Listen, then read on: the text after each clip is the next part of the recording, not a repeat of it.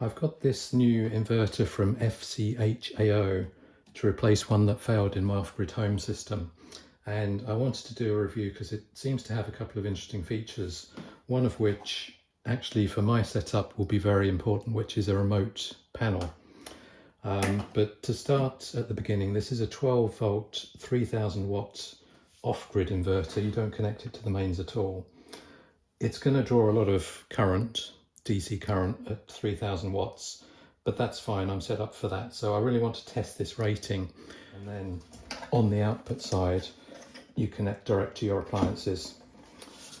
Here, because I'm in Europe, I've got these FCHAO style outlet sockets, and the text is going to be too small to read on the video, but it's printed 16 amps on each of these sockets, and I know internally they're just wired in parallel.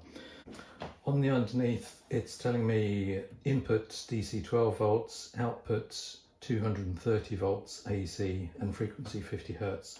So that is fine for my appliances. And it's a pure sine wave inverter, not a modified sine wave.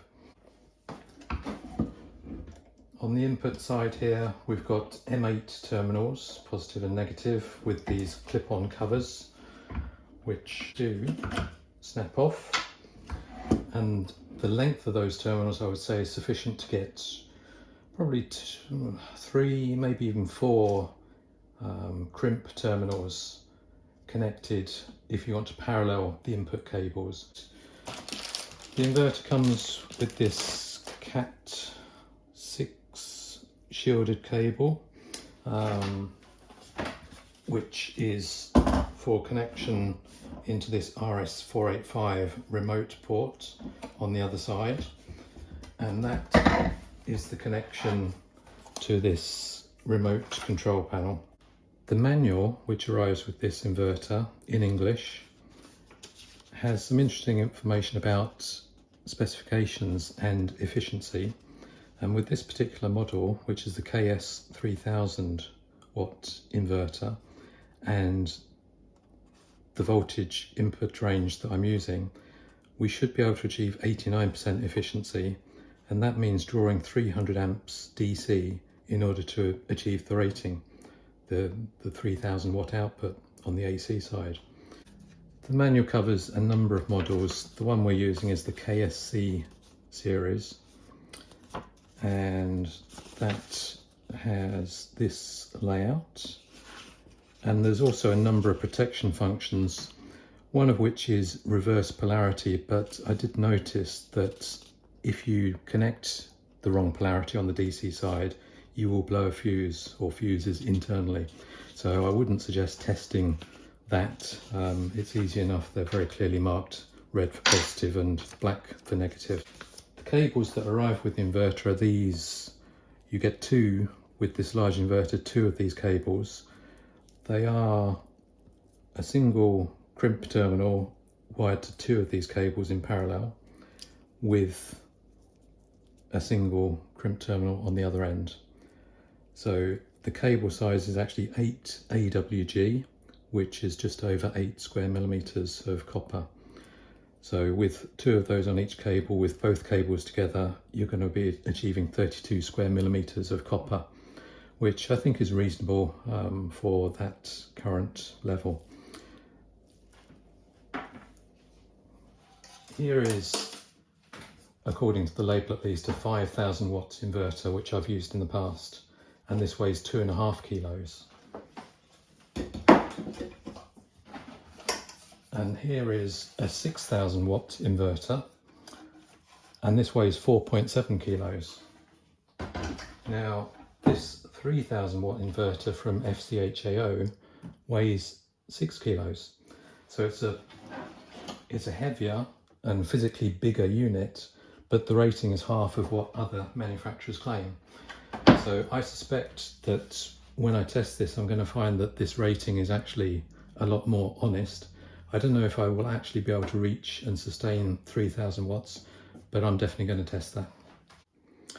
I'm quite interested to have a look inside the inverter, and that's easily accomplished just removing the 4 screws along the top here on both sides. And and then these end panels stay fixed, but the top panel here can be lifted off, so the access inside the inverter is quite easy.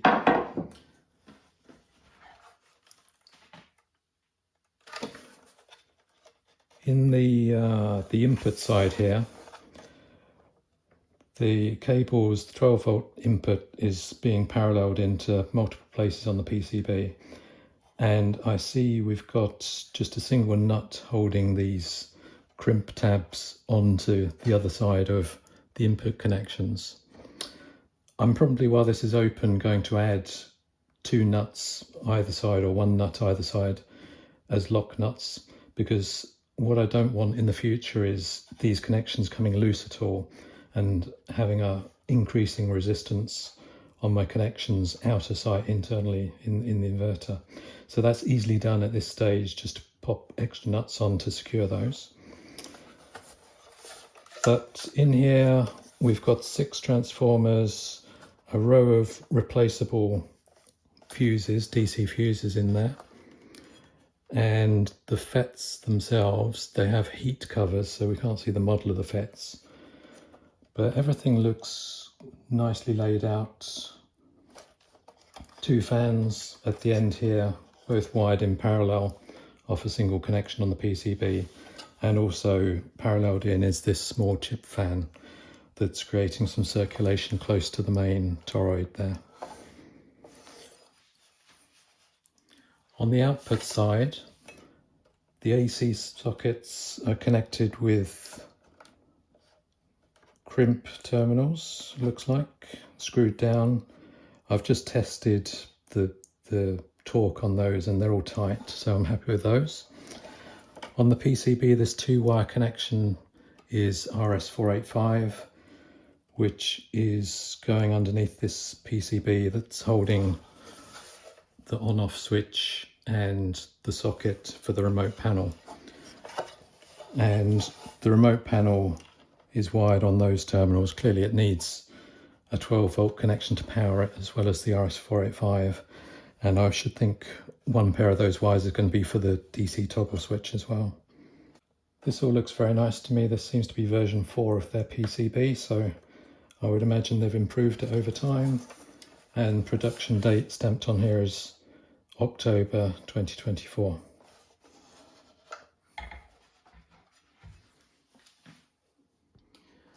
Now I've got the inverter connected to a 4-cell LFP battery, just with a low current small test meter.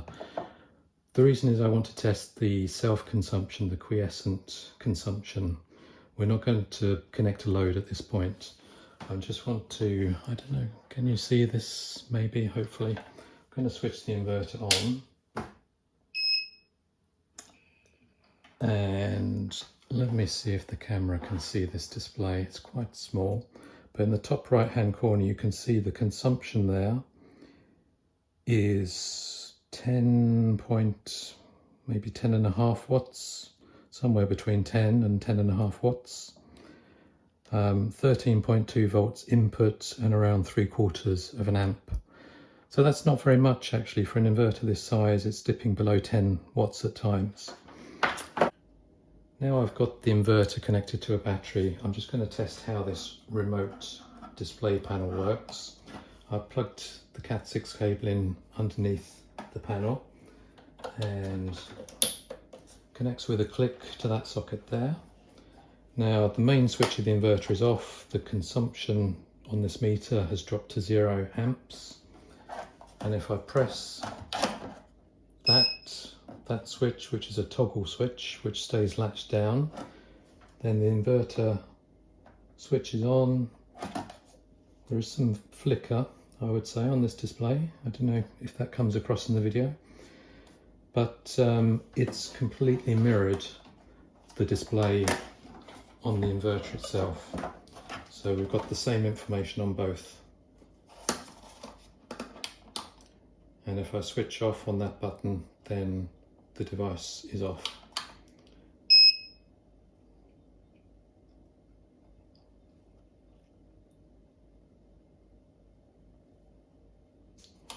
That's a really nice feature. I'm planning, if I can organise my cabling, to integrate this into my kitchen.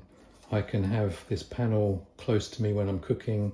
If I switch on the air fryer and the microwave, I'll be able to see what the inverter is doing and stay within whatever limits I need to achieve, so I'm not overstraining my battery or the inverter.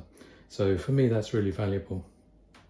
Panel. I'm using the external display panel for the inverter just to make it easy to show what's going on, and this monitoring app on my phone is displaying the DC taken from the battery, so we're just seeing the quiescent consumption at the moment.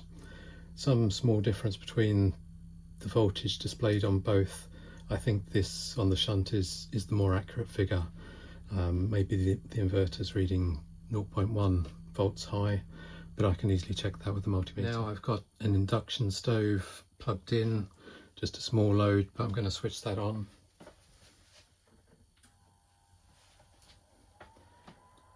Just on a low setting, because I want to add a dishwasher as the main load. And these loads are split between two sockets. We'll draw about 2 kilowatts here with the dishwasher, maybe 1 extra kilowatt with the induction stove. So now the water heater on the dishwasher is kicked in. I've actually turned the induction hob down to 0 because I want to turn it up gradually to hit our target of 3 kilowatts load.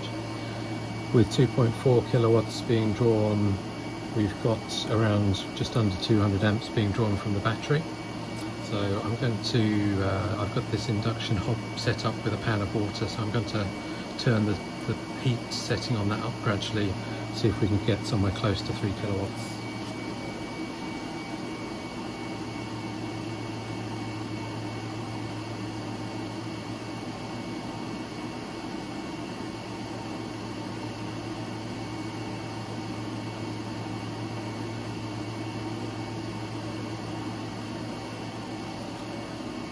Okay, the best I can do is just over 3000 watts, 3055 watts, and we're now drawing just under 250 amps from our battery. The fans on the inverter have not gone up a notch in volume, so they run at a stable level, quite a good airflow through there. And clearly with these current levels there will be volt drop in the DC cables. The shunt is seeing just under 13 volts at the battery, and the inverter is reporting 12.4 once we take into account some volt drop along those cables. And it's oscillating actually just below and then above 3000 watts, so I think that's a fair test. The internal temperature has been going up. We started at around 17, 18 degrees C, and now it's above 30. So let's see how this fares, because the dishwasher should run for 10 minutes or so.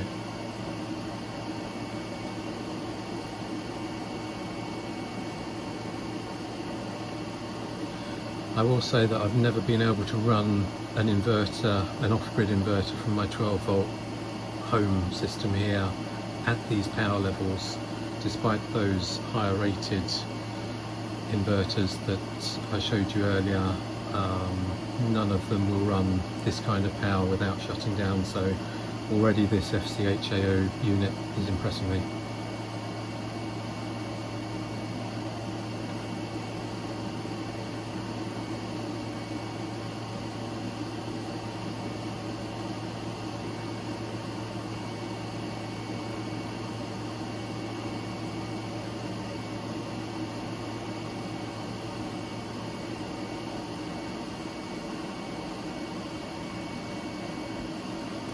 This is great, no drama at all. It's just running 3 kilowatts flat out.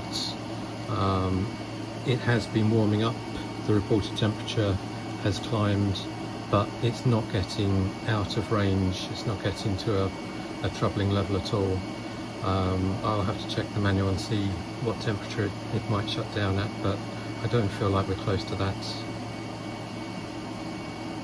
And we're drawing just exactly 250 amps.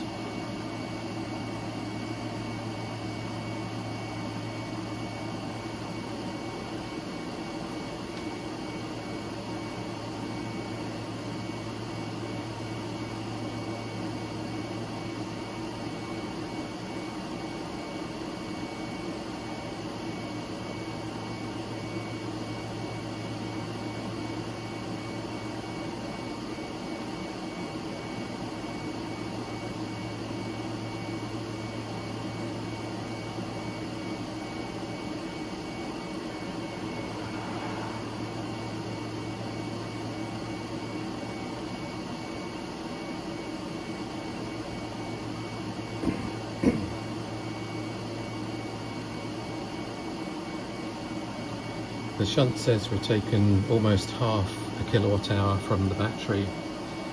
The dishwasher water heater's been running at least 6-7 minutes at this point in time, and the battery voltage is just slightly settled, which means the current to supply the same output power has edged upwards a tiny bit.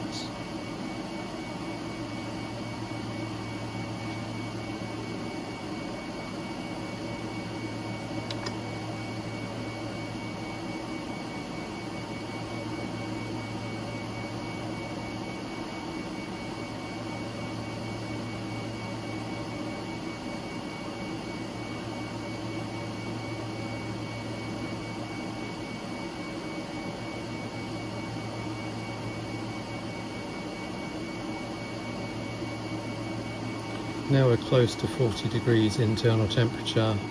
The air coming out of the side of this case doesn't feel very warm to me, and these input cables, on the positive side I'm using the supplied twin 8mm squared or 8 AWG cables, and they're barely warm to the touch. There's no large temperature in those. And now we're seeing 40 degrees C.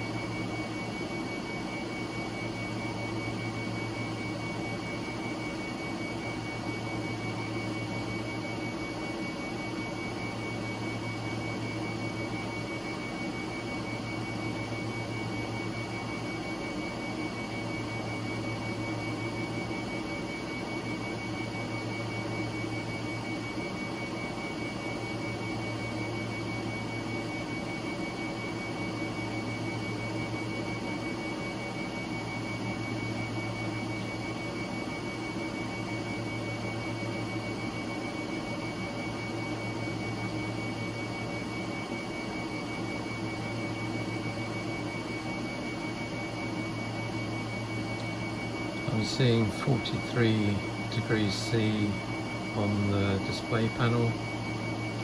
I don't know how high that needs to get before the inverter shuts down. I would guess something under 50 degrees C. So it may not be that we can run these power levels much longer.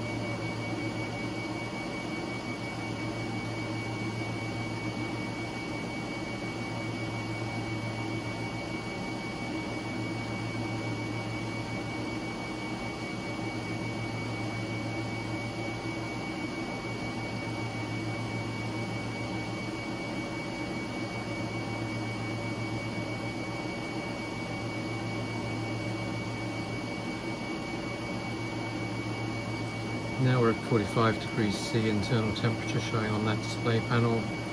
The dishwasher's been running nearly 10 minutes. I'm sure the water heater will switch off soon, and then the rest of the cycle it runs at a lower power level.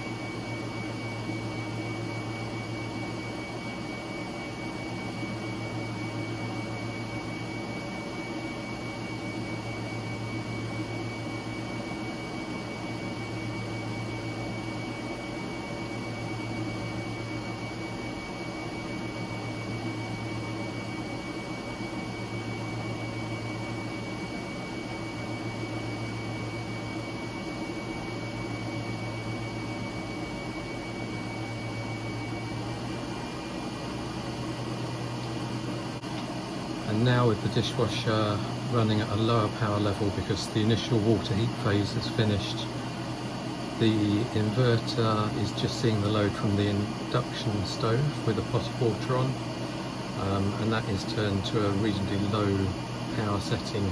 It's drawing, my guess would be it's drawing 800, maybe 600 of those 800 watts, and the rest is going to be the dishwasher, but it doesn't really matter. It's a much lower load for the inverter, and I'm already seeing the internal temperatures going down. But for me it's really significant that this inverter sustained over its rated power for over 15 minutes, and that's more than I need it to do, so that for me is a very successful test. Now I really like this inverter. I've been using it for nearly a month now. Put it through its paces up to and beyond, slightly beyond this rated limit. The build quality seems really good. I love the external control panel or display panel feature. It feels to me like the rating on the device is honest, and I think that counts for a lot when so many manufacturers, they're exaggerating what their devices can do. Value for money, this is currently available around €300 on Amazon in Europe. You can get it for less than that from AliExpress, direct from China. And I think that's really good. I mean, it measures up well against the opposition. For me, it's a thumbs up, it's a recommendation. I think it's a very well built, good value inverter and honestly described.